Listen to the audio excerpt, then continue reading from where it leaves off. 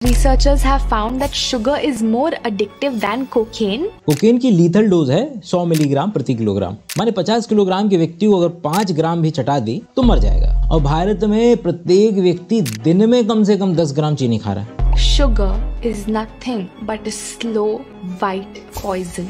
Nothing is toxic and everything is toxic. कोई भी चीज इनहेरेंटली टॉक्सिक नहीं होती है, कंसंट्रेशन और कॉन्टेक्स्ट उसे टॉक्सिक बनाता है। एडिक्शन का एक बेसिक खाका देखते हैं। शुगर को क्रेविंग में डाल लेते हैं, फिर उसके ऊपर कॉफी और चाय जिसमें कैफीन है, तो वो थोड़ा सा साइकोलॉजिकल डिपेंडेंसी में आ जाएगा कि आपका ध्यान बार बार उधर जाएगा, थोड़ा सा आपको सर दर्द भी हो सकता है। उसके ऊपर में निकोटीन को रख लेते हैं, बीड़ी, तंबाकू, सिगरेट, जो कि और भी ज्यादा साइकोलॉजिकल डिपेंडेंसी क्रिएट कर सकता है, उसे छोड़ना उतना ही मुश्किल होगा। उसके ऊपर में अल्कोहल को रख लेते हैं, उसकी शुरुआती स्टेजेस अच्छा खासा साइकोलॉजिकल डिपेंडेंसी ला सकती है और उसकी लेटर स्टेजेस थोड़ा सा फिजिकल डिपेंडेंसी भी ला सकती है। इसके ऊपर सब्सटेंस अब्यूज को रख लेते हैं, कोका अल्कलॉइड्स, कोकेन, मॉर्फिन, चरस, इन सब के अंदर में बहुत अच्छी खासी फिजिकल डिपेंडेंसी आती है। बॉडी अकड़ने से लेकर के मुंह से झाग निकलने तक आपको सिम्टम्स देखने के लिए मिल सकते हैं। ये लेवल्स एक आइडिया क्रिएट करने की कोशिश करेंगे कि एडिक्टिवनेस क्या है। एडिक्टिवनेस इससे डिफाइन सी हो रही है कि आपको उसको छोड़ने के लिए कितनी मेहनत लगेगी, वो आपका साइकोलॉजी पे असर कर रही है कि आपके शरीर तक पे असर कर रही है। इसी का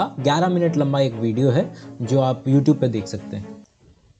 When sugarcane is converted into white sugar, all its good stuff, the nutrients, the vitamins, the minerals. Good stuff क्या है? कंटेक्चुअल है। वही सेम चीज एक व्यक्ति के लिए बढ़िया चीज़ हो सकती है। कबड्डी वाले को आप चीज़ें दे देते हैं तो इसलिए तो नहीं देता ना कि आगे फिर से वो फेंक देगा, उसका इस्तेमाल करेगा, किसी भी तरीके से उसको कमाई का जरिया बनाएगा, उसको इस्तेमाल करेगा। उसी तरीके से ये साइकिल है, नेचर के अंदर में भी साइकिल नज़र आती है। एक व्यक्ति का वेस्ट प्रोडक्ट दूसरे व्यक्ति के लिए रिएक्टेंट हो सकता है। प्लांट के लिए जो चीज़ वेस्ट है, जो उसका ऑक्सीजन निकालती है वो फोटोसिंथेसिस के दौरान, वो उसके लिए वेस्ट है, उसके लिए टॉक्सिक है। अगर उसके शरीर में अगर इकट्ठी होती चली जाए तो उसके लिए टॉक्सिक है। और वही चीज़ जब बाहर निकल जाएगी तो हमारे लिए क्या बन जाता है? वो रिएक्टेंट बन जाता है, हम जिस पे सर्वाइव करते हैं, थ्राइव करते हैं।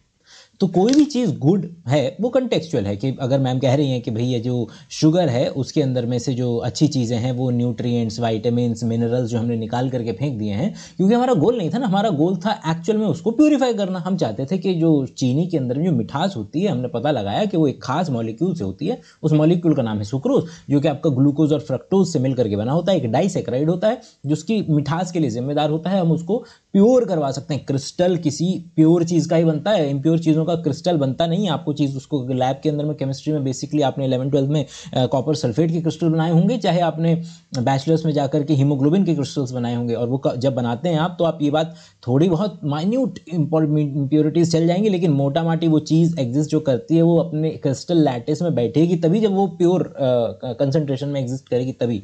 तो हम चाह ही रहे थे कि जो शुगर के अगर क्रिस्टल्स बन रहे हैं तो वो एक्चुअल में हम 99.9% जो शुगर है वो सुक्रोज जो है उसके मॉलिक्यूल है उसको हम क्रिस्टल लैटिस में लगा पा रहे हैं एकदम खूबसूरत तरीके से, तभी वो मिश्री या क्रिस्टल जो हम खाते हैं वो बन पाता है उसका। तो ठीक है, दोबारा से देखते हैं कि वो गुड स्टफ क्यों है। Is converted into white sugar. All its good stuff, the nutrients, the vitamins, the minerals are all leached out from it. क्योंकि हम चाह रहे थे ना उसको ये sugar banana. And there is only one thing that remains in this white sugar, the mithas, the sweetness. Now when this highly synthetic refined item goes inside our bodies, it tries to compensate for that loss from inside our bodies. अब सुनिए, madam कह रही है कि जब वो sugar जो मैंने इस तरीके से बनाई है कि गन्ने में से वो सारे मिनरल, वाइटामिन्स और फाइबर जो थे वो मैंने निकलवा दिए। अब ये शुगर जब मेरे खून में वापस गई है तो अब ये खून में वापस से वही गन्ना बनना चाह रही है, कंपनसेट करेगी। ये जो चीनी जो मेरे खून में है वो वापस से उन सारी चीज़ों को वापस बुलाएगी जो ये पहले अवस्था, जिस अवस्था में थी गन्ने के अंदर में, जिस अवस्था में थी उस अवस्था में वापस से हमको बुलाएगी। क्या था? गन्ना किसका बना होता है? मोस्टली तो सेल वॉल है, सेल्यूलोज की जो सेल वॉल होती है प्लांट की, मोस्टली उसका बना होता है। थोड़ा बहुत बाकी जो बेसिक बायोमॉलिक्यूल्स होते हैं वो होते हैं, और शुगर बहुत अच्छे अमाउंट के अंदर में होता है। तो क्या करा जाए? तो मैम कह रही हैं क्या? It starts leaching out those same nutrients. वो सेम न्यूट्रिएंट, वो सेम फाइबर, वो सेम सेल्यूलोज, वो सेम विटामिन, वो सेम जो कि प्लांट में मिल रहे थे, हमारी हड्डी में होंगे नहीं होंगे, मतलब गन्ना और मेरी फीमर में एक ही समानता है कि दोनों पतले और लंबे डंडे जैसी आकृति बनाते हैं और कोई समानता है नहीं। वो पर्टिकुलर चीज़ जो बन रही है वो आपका पूरा सेल वॉल फाइबर सेल्यूलोज से ज़्यादातर बनी हुई है, और जो मेरी हड्डी है वो कैल्शियम फॉस्फेट और इन सब चीज़ों की बनी हुई है। तो वो आप मतलब उसको चीनी को क्या याद कि मैं फिर से गन्ना बन जाऊँ, और गन्ना बनने के लिए इसकी हड्डियों से वो सारी चीज़ें निकलवा लूँ। Vitamins, minerals. Sugar slowly but surely starts dissolving our bone structures. Bharat के अंदर में 10 ग्राम, मतलब कि याद रखिए ये बात प्रूफ ही नहीं की जा रही है कि शुगर बुरी चीज़ है। बात ये प्रूव करने की कोशिश की जा रही है कि दो चीज़ मैटर करती हैं, और वो है आपका कंटेक्स्ट और कॉन्सेंट्रेशन, कि किस कंटेक्स्ट में बात हो रही है और किस कॉन्सेंट्रेशन में बात हो रही है। क्योंकि कहने के लिए जो प्लांट का, जो गन्ने का जो छिलका है, जब रस निकालते हैं जो छिलका निकलता है वो सेल्यूलोज का बना है, और वो सेल्यूलोज पूरा का पूरा ग्लूकोज का पॉलीमर होता है। तो आप बोलेंगे यार ये तो ग्लूकोज भर भर के है वो जो फाइबर है, तो उसको मैं खा करके क्योंकि यहाँ कंटेक्स्ट आ जाएगा। क्या है कंटेक्स्ट? कि भैया तुम उस सेल्यूलोज को डाइजेस्ट ही नहीं कर सकते, वो तुम जैसा खाओगे वैसा का वैसा ही निकाल दोगे। तो यहाँ कंटेक्स्ट आ गया।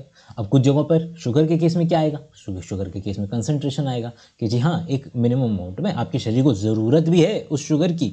आपके ब्रेन, आपका किडनी बहुत चाहते हैं कि उनको अगर बनी बनाई मतलब प्यारी सी शुगर अगर मिल जाए तो उस पर बड़े अच्छे से थ्राइव करते हैं वो लोग। तो लेकिन क्या प्रॉब्लम है? प्रॉब्लम है कंसंट्रेशन की। अगर आपने इसको ज़्यादा करना या लेना शुरू कर दिया तो आपके शरीर के अंदर में पूरा का पूरा हार्मोन की पूरी प्रक्रिया शुरू होगी, इंसुलिन ग्लूकागॉन के जो पूरा का पूरा ग्लाइकोजन का सिंथेसिस हो, लिपिड का बनना हो, फैट का एक्यूमुलेट होना, वो सारी की सारी दुनिया खुल जाएगी। तो एक्सेस एक्स्ट्रा वो वहाँ पर बात आ रही है कि भैया मॉडरेशन, और मॉडरेशन इज कंटेक्चुअल।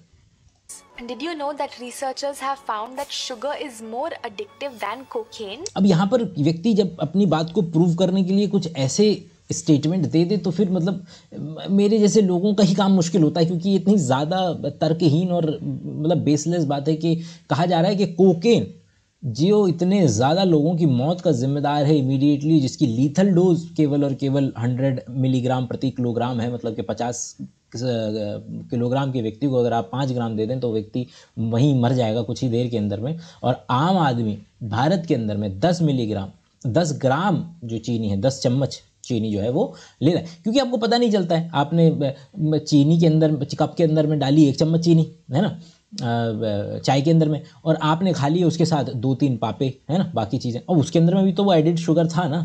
तो इस तरीके से वो चीज़ जो नज़र में नहीं आती है, लेकिन फिर भी दिन के अंदर में आप वो जो अगर आपने एक दिन के अंदर में पेप्सी पी ली, उसके अंदर में ही 10 चम्मच चीनी मिल जाएगी आपको। तो वो ये मैटर करता है कि आप कि अल्टीमेटली अगर आप पूरे भारत देश का एवरेज अगर निकाल के देखेंगे तो जो मीडियन आएगा वो तकरीबन 10 ग्राम पे आ रहा है, जो रिसर्च पेपर हमें बताते हैं। तो 10 ग्राम खाने पर हम इसको कंसीडर ही नहीं करते, हम इसको क्रेविंग के अंदर में कंसीडर करते हैं कि हाँ ठीक है, आपका साइकिल इस तरीके से है कि सबसे नीचे आप शुगर रख लीजिए, शुगर से ऊपर आपके चाय कॉफ़ी इस तरीके की चीज़ें आ जाएंगी जो आपको क्रेविंग देंगी। और इसकी इनके अंदर में किसके अंदर में चाय और कॉफ़ी वगैरह के अंदर में अगर आप बहुत ज़्यादा स्ट्रॉन्ग वगैरह लेते हैं तो इस बात की संभावना है कि हो सकता है कि सुबह सुबह आपको सर दर्द वगैरह होने लगे, और मतलब ये इसके हल्के से विड्रॉल सिम्टम के रूप में पेश आ सकते हैं, और नहीं भी लेंगे तो फिर थोड़े दिनों में चले भी जाएंगे, वो इतना परेशान नहीं करेंगे आपको। इससे एक कदम ऊपर जाएंगे तो बीड़ी, सिगरेट, तंबाकू, निकोटीन, है ना, ये सब चीज़ें आ जाएंगी जिनका कि असर होता है कि जी मेरा पेट साफ़ नहीं होता है जब तक मैं बीड़ी नहीं पीता हूँ। लैक्सेटिव असर भी होता है बीड़ी सिगरेट्स का, तो लोग उसको लेना प्रेफर करते हैं, और उसका बहुत अच्छा साइकोलॉजिकल डिपेंडेंसी भी आ जाती है व्यक्ति के ऊपर में।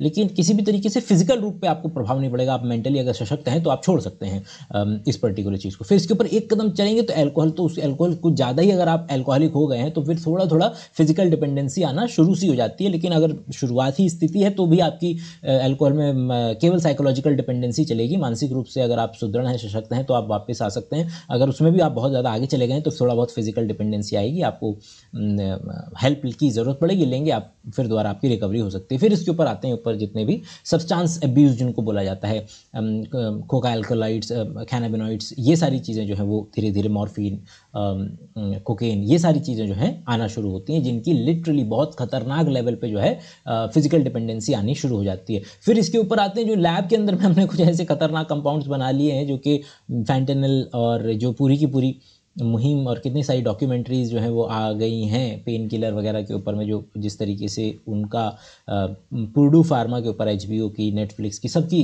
डॉक्यूमेंट्रीज़ हैं कि किस तरीके से उन्होंने इस तरीके के पेन किलर और इस तरीके की दवाइयाँ बनाई जो माशरे में बेची गई इस नाम पर कि इनका कोई एडिक्शन नहीं आता है, लेकिन आप खाएंगे तो पेन आपका ज़रूर दूर हो जाएगा, लेकिन वो लोग एडिक्ट होते चले गए और बहुत ज़्यादा नुकसान हुआ था इसके ऊपर में।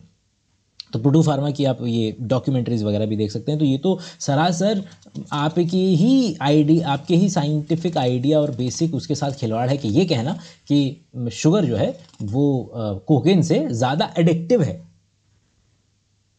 Sugar is nothing but a slow white poison. Okay, agreed. अगर आप बहुत अच्छे मतलब जितना नेसेसरी अमाउंट है उससे कम आप कम कर देंगे, शुगर बेटर है, नो डाउट अबाउट इट। लेकिन उसको ये कह देना कि भैया कोकेन है और कोकेन तो कुछ भी नहीं है इसके सामने, तो ये मतलब अतिशयोक्ति अलंकार तो नहीं चल रहा है ना कि आपने बस अलंकार की तरह उसका इस्तेमाल कर लिया। हम तो जी कह नहीं रहते, हम तो जी ये कह रहे थे कि वो केवल और केवल कहने वाली बात है, ऐसा होता थोड़ी। लेकिन ऐसा नहीं बोल सकते ना। Well, you don't have to stop eating desserts or sweets. Not at all. There are so many natural sweeteners that Mother Nature has given to us, which includes dates, figs and तो फिर mother nature ने तो aspartame भी मतलब stevia वगैरह भी दिया है, जिसका पता लग रहा है कि अभी कैटेगरी 2B में डाल दिया है, जिसको कि भाई कार्सिनोजेनिक की उसकी कैटेगरी में। उसके ऊपर भी हमारा वीडियो है, बिल्कुल ऐसा मत बोले सोचिएगा कि मैं ये बोल रहा हूँ कि जो मदर नेचर के अंदर में जो चीज़ मिल रही है वो बेकार है या फिर उससे कैंसर हो जाता है। नहीं, कंटेक्स्ट कंसंट्रेशन, ठीक है, सोचना पड़ता है उसके लिए भी है कि कौन से स्टेटमेंट को जो है वो अलग तरीके से कोड कर दिया जाएगा। Okay fine, that's all. मिलते हैं अगले वीडियो में, तब तक के लिए अपना ख्याल रखें, बाय बाय।